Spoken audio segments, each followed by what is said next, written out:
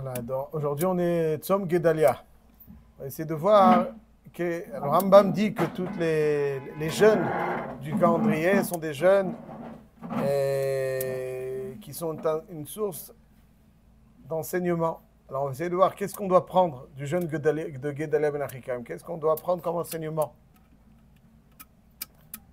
L'histoire de Gedalia Ben Achikam est une histoire très singulière.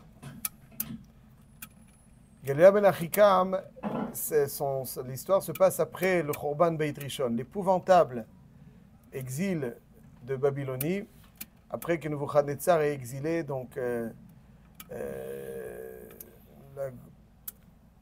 les leaders du Ham Israël pour fragiliser ceux qui restent en Eretz Israël. Il a laissé quand même une partie du Ham Israël en Eretz Israël. Il y avait encore une partie du Ham Israël en Eretz Israël.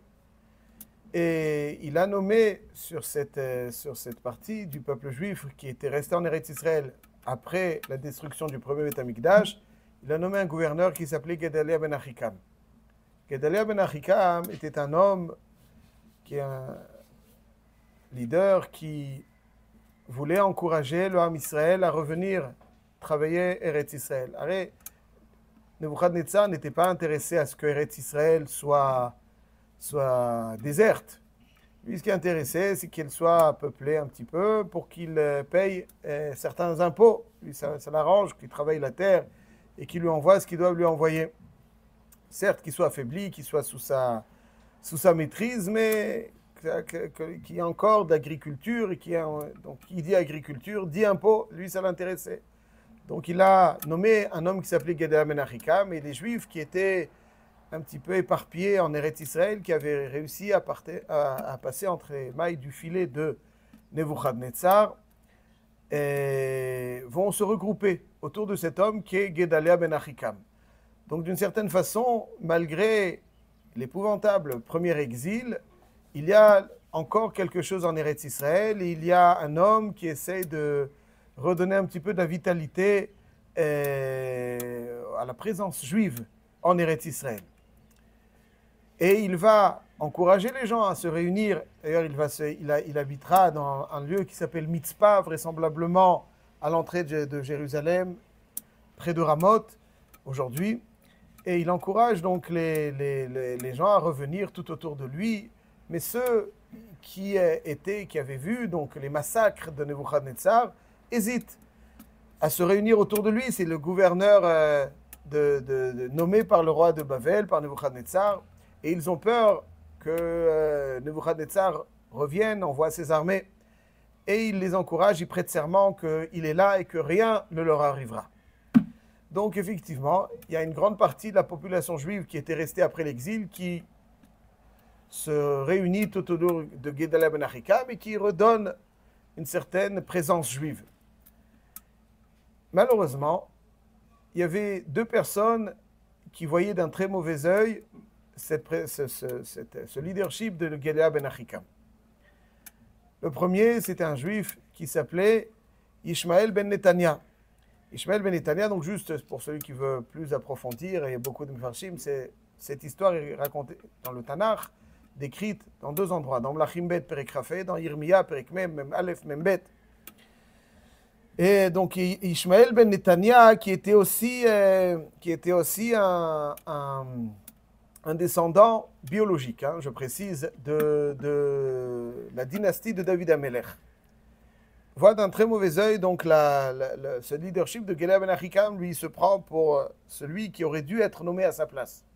Il jalouse Gedalia Ben Achikam, mais en réalité, le Radak nous dit qu'au début du Perek Mem Aleph, il nous dit que lui, il était inapte à remplir cette fonction. Il était certes biologiquement de la famille de David, mais dans son ascendance, il y en avait un qui avait épousé une Goya qui s'appelait Atara et qui avait été convertie qu'après qu'elle soit enceinte et donc finalement, c'était pas bon. Ça pouvait pas correspondre. Il pourrait pas être Mais en tout cas, lui, c'est ce qu'il jalousait. Il voulait être à la place de Gedalia Ben Achikam.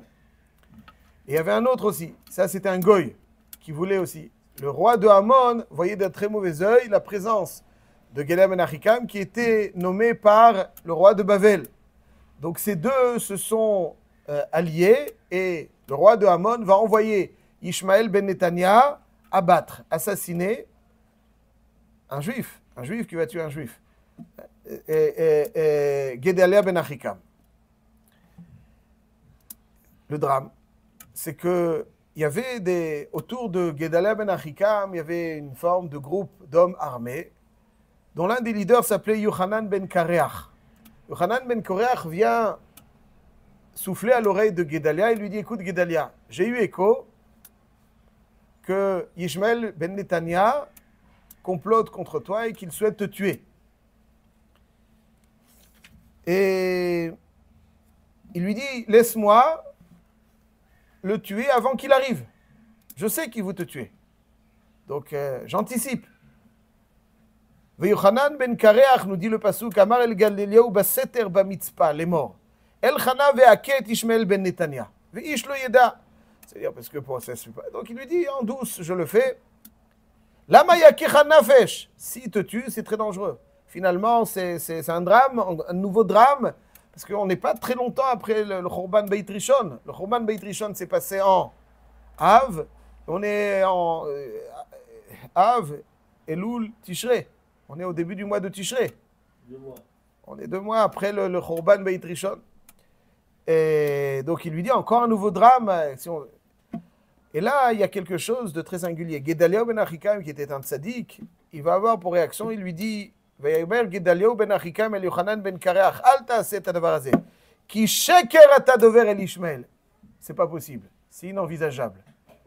Que Ishmael ben Netanya souhaite me tuer, c'est quelque chose que je ne peux comprendre, c'est mensonger. Il ne veut pas entendre le Lashon Hara.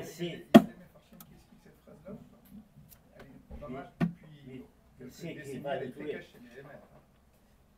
un général, gouverneur, il a des espions parce qu'un homme de sa trempe à lui, il va être obligé d'être entouré de gens qui sont loyaux à lui.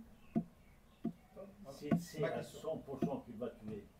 C'est pas la peine de parler avec Gedalia. Oui, mais il ne peut pas prendre l'initiative tout seul, ça n'existe pas. Donc, ceci étant dit, c'est ce qui se passe. Il lui dit donc qu'il ne croit pas que Sheker ata dover el Ishmael, donc c'est du mensonge que tu dis, allez. Il faut le fouiller. Il faut le fouiller. Il est armé, il n'y a aucun doute. La question, c'est qu'il faut fouiller dans le cerveau. Vous êtes capable de fouiller dans le cerveau? Donc Ishmael a une mauvaise intention, décrite par Yochanan ben Kareach, et Gedalia ben Achikam refuse. Et ce qui est dramatique, c'est que, effectivement, Chodesh Hashvi, Ishmael ben Netanya vient avec un groupe de 10 hommes. Ils sont armés. Mais c'est normal, tout le monde était armé. Comme n'importe quel chayal, il est armé aujourd'hui. À l'époque, ils étaient armés. Gedalia ben Achikam, qui est un bon juif, l'invite à une séouda. Donc on fait une séouda. Et c'est pendant cette séouda que Ishmael ben Netanya va commettre le plus affreux des crimes. Il va se lever et avec ses hommes, et ils vont sauter sur Gedalia ben Achikam, ils vont l'abattre. Ils vont l'abattre et, d'après ce qui a marqué dans les Mfarshim, c'est Ishmael ben Netanya qui va l'achever. Et ils vont tuer pas seulement Gedalia, ils vont tuer aussi tous les hommes qui sont présents.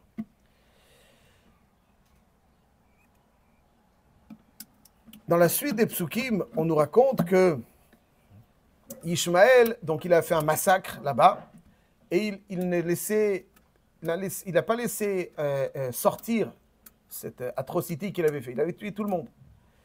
Et il y a des groupes d'hommes qui arrivent, qui se dirigent vers Gedalia, qui venaient donc de très loin, qui venaient donc de Shrem, de Shiloh, du Shomron, qui se rendent chez Gedalia ben Achikam. En route, ils se dirigeaient initialement vers le Beth Amikdash. Mais en route, ils ont entendu que le Beth Amikdash est détruit. Et ils arrivent avec les vêtements déchirés, en signe de deuil. Ils ont entendu en route parce qu'ils avaient entendu certainement qu'il y avait Nebuchadnezzar, mais ils pensaient qu'il avait laissé le Beth Amikdash.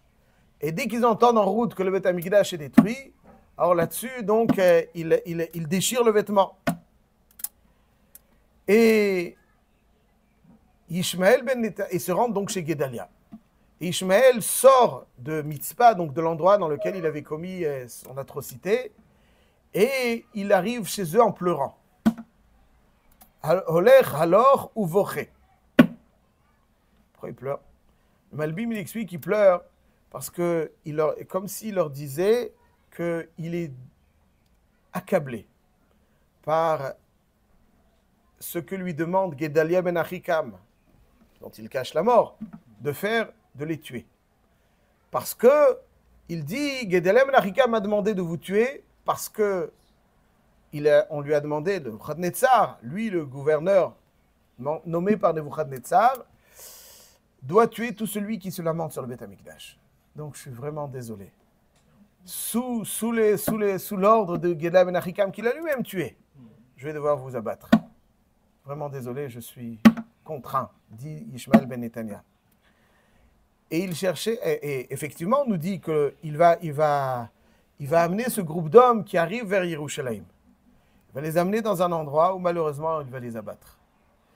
Il va laisser 10 personnes qui lui disent « On a des trésors, des biens cachés. On va pouvoir soudoyer Gedalia. Laisse-nous, vivants. » Et tout ça, c'était dans son... En fait, ensuite, on entendra qu'il a tué Gedalia. On lui dira « Ah, tu as bien fait de l'avoir tué. » Ça veut dire qu'il essayait de légitimer son meurtre en faisant semblant que Gedalia lui a demandé de tuer ceux qui venaient vers Yerushalayim et qui étaient donc endeuillés sur la Khurban Beth Amikdash. Comme ça, je lui dis, voilà, j'ai tué Gedalia. Alors, au lieu d'être... on va le lever sur... Enfin, celui qui s'est débarrassé de celui qui nous voulait. Mais finalement, son plan n'arrive pas. Parce que Yochanan ben Kareach, qui était un proche de Gedalia, qui n'a pas été tué parce qu'il n'était pas vraisemblablement cette Séouda, il va lutter contre Ishmael ben Netanya et finalement, donc, Ishmael ben Netanya va être contraint de fuir chez les Bnei Ammon. Le Ham Israël, donc malheureusement, donc le peu du Ham Israël avec Yochanan ben Kareach à leur tête qui sont accablés une nouvelle fois par la mort tuée par un juif, Ishmael ben Netanya, de Gedalia ben Achikam, vont demander au Navi Irmia, est-ce qu'on reste en Eretz Israël ou bien on se sauve en Mitzrayim? Parce qu'ils avaient très peur des représailles de Nebuchadnezzar. Si Nebuchadnezzar entend qu'ils ont tué Gedalia, il arrive, il va malheureusement. Alors ils sont partis chez Irmia. Qu'est-ce qu'on fait Irmia? Donc il y avait encore un Navi à l'époque. Et Irmia, donc, il transmet le message que restez en Eretz Israël. Hachem, malgré le Khurban, souhaite qu'il y ait une présence juive en Eretz Israël. Et la réaction qu'ils vont avoir est très différente. Ils vont lui dire, Vaï Kechalot, il leur dit, voilà, au début du Périk Mem Gimel, Vaï Kechalot, Irmiyahu ledaber el kolam. Donc Irmia transmet ce message d'Hachem. Oui, Hachem, malgré le Khurban, souhaite qu'il y ait une présence juive en Eretz Israël. Il leur dit, restez, il ne vous arrivera rien. Il dit à Irmia, Sheker atadover. C'est du mensonge. Parce qu'ils avaient une possibilité d'aller en Égypte. En Égypte, il y avait Alexandrie, c'était beaucoup plus riche, tranquille. Et donc, Eretz Israël, elle était malheureusement plus difficile à cette époque, après le Khurban. Donc, ils lui disent Baruch ben Neria, Mesitot Rabanu. C'est Baruch ben Neria. Baruch ben Neria, c'était l'élève qui accompagnait toujours Irmia. C'est Baruch ben Neria qui te fait dire qu'on doit rester là parce qu'il est payé par Nebuchadnezzar qui cherche à nous encourager à rester là pour venir régler le compte. Voilà un petit peu le désordre qui se met en place et ils devaient effectivement, et ils vont partir en Mitzrayim, ils devaient rester mais ils sont partis en Mitzrayim. Et Nebuchadnezzar, dans sa conquête de Mitzrayim, effectivement, malheureusement, s'ils étaient restés, Kidvar Hashem, rien ne s'est passé. Malheureusement, ils vont aller en Mitzrayim. Et donc, ce qu'on retient, une des choses qu'on retient, donc un juif qui tue un juif, c'est quelque chose d'inimaginable. Inimaginable, on peut comprendre d'une certaine façon Gedalia ben Achikam qui disait Ishmael ben Netanya, quand même. Allez, on a déjà vécu des drames, et encore un drame sur un autre drame. Pour lui, c'était inenvisageable. Néanmoins, dans le passou qui nous dit que, il y a un passou qui nous dit que certains juifs ont été tués biyad Gedalia. Beyad Gedalia. Et la question, où est-ce que c'est Pasouk, Beyad Gedalia, voilà, Perek Mem Aleph, Pasouk Tet.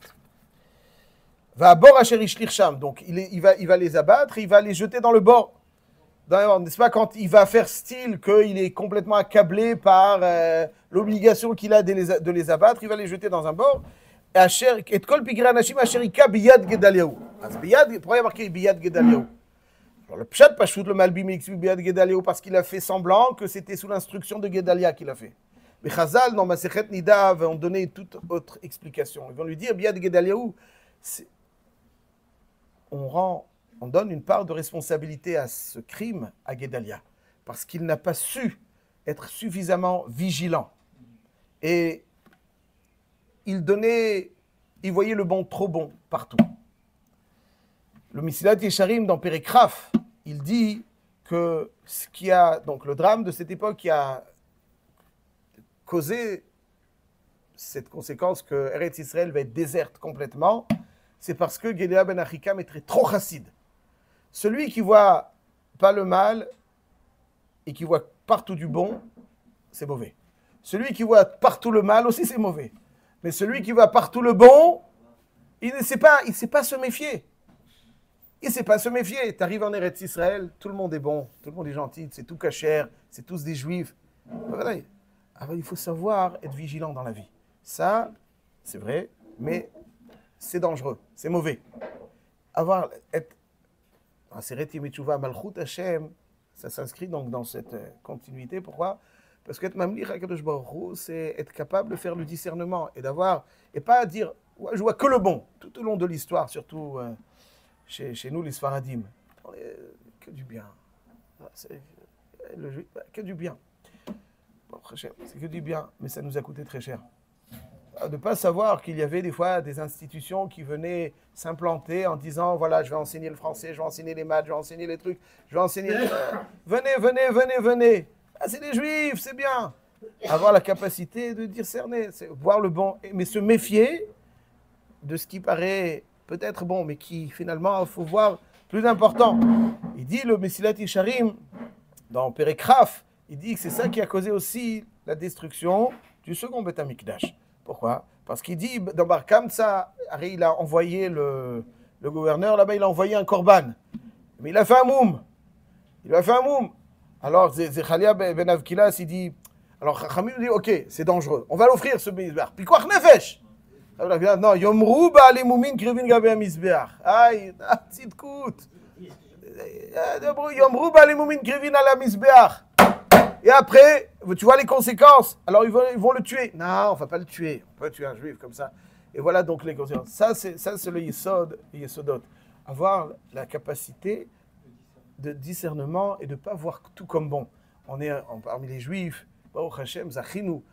Il faut avoir la capacité de discerner et de dire, c'est vrai, ça c'est bon et ça c'est moins bon. C'est pas parce qu'on est là où on est que tout le monde a des kippots, tout le monde a je ne sais quoi, tout est beau. C'est pas vrai. Il faut se méfier et savoir, pas condamner, mais se méfier et prendre toujours la route qu'il faut. Ça, c'est donc l'un des enseignements majeurs de l'histoire de Gedalia ben Achikam. Zakou Baruch.